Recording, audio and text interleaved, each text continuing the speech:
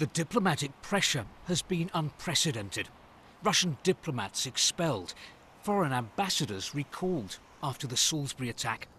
It was never a question of whether Moscow would respond, but when.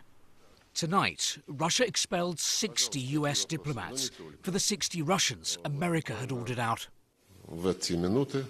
As we speak, the US ambassador is visiting our ministry, where my deputy is informing him of the measures. They include the expulsion of the equivalent number of diplomats. Russia is also shutting the US Consulate in St. Petersburg. Staff there given until Saturday to vacate the building. And there will be other measures too. As I understand it, Russia plans to take the same unjustified actions against 28 other countries that stood in solidarity with the UK. Russia is further isolating itself following the brazen chemical attack. An attack that left Sergei Skripal and his daughter Yulia fighting for their lives. But the BBC understands that Yulia is now conscious and talking.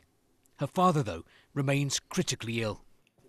Earlier, the US ambassador to Moscow told me he was in no doubt who had targeted them.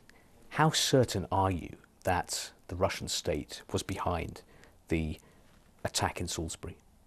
There's been enough there to not only convince the United States, but about 25 other countries that have taken similar actions, that there's enough evidence to believe that the Russian state was behind this action in Salisbury. America has expelled 60 Russian diplomats, part of this coordinated international action. What signal does that send to Moscow, do you think? You cannot use a military-grade nerve agent on the streets of Salisbury against a British citizen and his daughter without a response.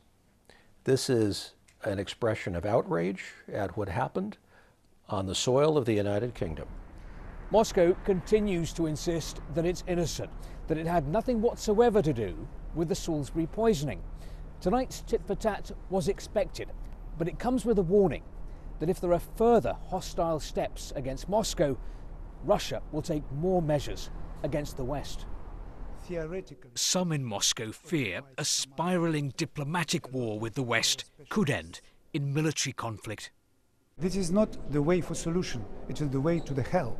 If you have not so many diplomats as you have a lack of information, you have a lack of trust, you can react in this or that way, in a wrong way, from the wrong point of view, and this is the way to the hell.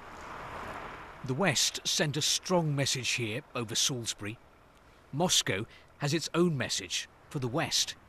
Don't push Russia. Steve Rosenberg, BBC News, Moscow.